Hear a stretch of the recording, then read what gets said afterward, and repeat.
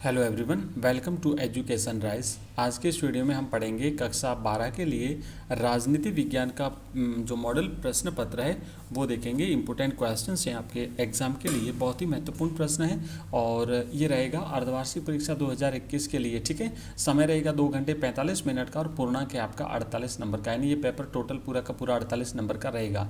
इसमें हम सभी प्रकार के प्रश्न देखेंगे, ऑब्जेक्टिव टाइप के रहेंगे, अति लघुतरात्मक रहेंगे और लघुतरात्मक प्रश्न भी रहेंगे। तो आइए देखते हैं। सबसे पहला प्रश्न है, शीत युद्ध का अभिप्राय क्या है? शीत युद्ध से आप क्या समझते हैं? ऑप्शन है आपके पास पूर्व और पश्चिम के बीच तनाव, ऑप्शन 2 है पूंजीवादी और साम्यवादी दुनिया के बीच वैचारिक दुश्मनी, ऑप्शन 3 है महाशक्तियों के बीच तनाव और ऑप्शन 4 है उपर्युक्त सभी।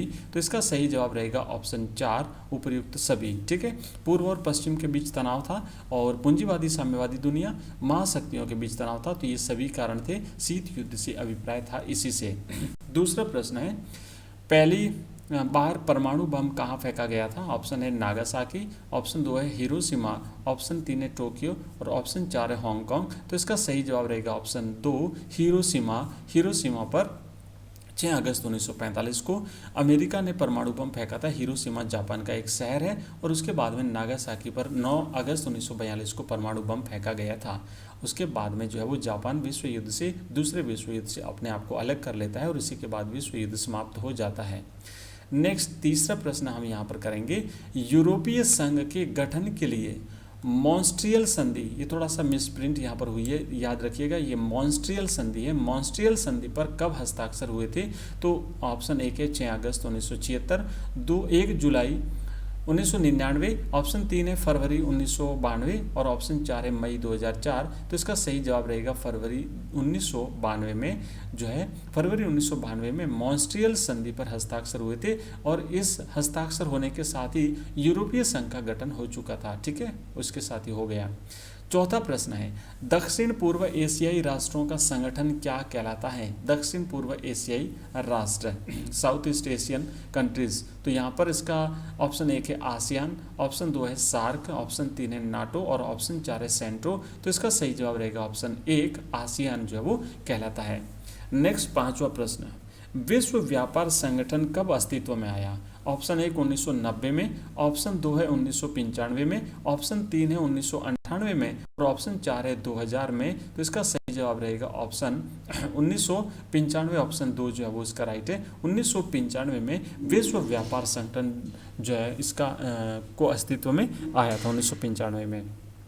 नेक्स्ट, तो अभी तक हमने किए ऑब्जेक्टिव टाइप के क्वेश्चंस और अब हम करेंगे अति लघुतरात्मक प्रश्न। और अगर आप 12th क्लास के स्टूडेंट हैं तो मैं आपको बता दूं कि हमारे इस चैनल पर इंग्लिश कंपलसरी, हिंदी कंपलसरी की वीडियोस, मॉडल पेपर्स और स्टडी मटेरियल अपलोड किया जाता है, जहां पर आप अलग अलग प्लेलिस्ट में जाकर के निःशुल्क ये सब कुछ जो है वो अध्ययन कर सकते हैं। और साथ ही साथ हिंदी ऑप्शनल और पॉलिटिकल साइंस और हिस्ट्री के भी अध्ययन सामग्री, उनके मॉडल पेपर भी अपलोड किए जाते हैं। तो आप जाइए प्लेलिस्ट में और वहाँ से अपनी इंटरेस्ट के हिसाब से जो भी आपको पढ़ना है पढ़ लीजिए। और अगर आप इस वीडियो की पीडीएफ चाहते हैं तो इस वीडियो के डिस्क्रिप्शन में हमारे टेलीग्राम चैनल का लिंक दिया हुआ है, आप उसे ज्वाइन कर लीजिए, आपको पीडीएफ की लिंक मिल जाएगी।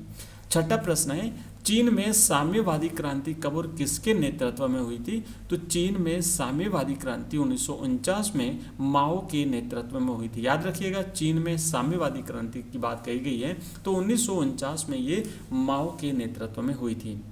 नेक्स्ट सातवां प्रश्न है, ताशकंद समझौता किन 2 देशों के बीच हुआ था? तो ताशकंद समझौता भारत और पाकिस्तान के बीच में हुआ था।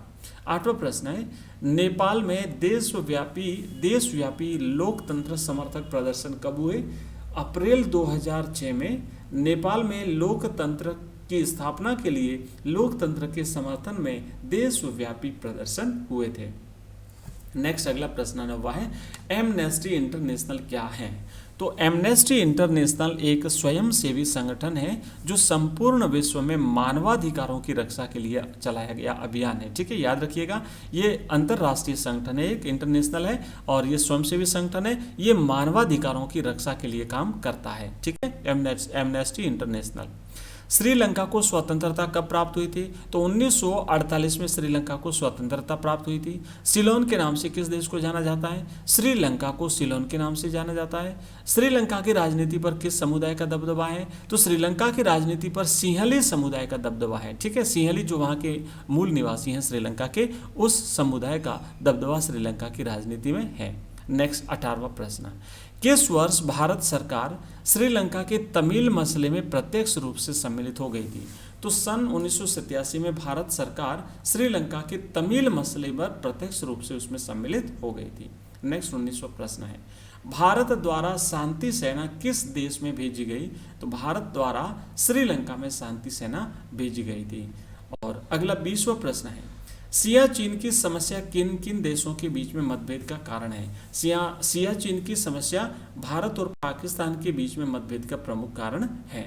ठीक है, तो ये आज का था एक छोटा सा वीडियो, इंपॉर्टेंट क्वेश्चन अर्धवार्षिक परीक्षा के लिए। और अगर वीडियो पसंद आए तो चैनल को सब्सक्राइब अवश्य करिए, वीडियो को लाइक भी कर दीजिए और अपने मित्रों के साथ इसे शेयर भी कर दीजिए। बहुत बहुत धन्यवाद। और इसी प्रकार के बाकी सब्जेक्ट्स के वीडियो, हिंदी, साहित्य, हिस्ट्री, पॉलिटिकल सभी के, और कंपलसरी हिंदी और कंपलसरी इंग्लिश के भी वीडियोज़ अगर आपको चाहिए तो हमारी प्लेलिस्ट में जा सकते हैं। धन्यवाद।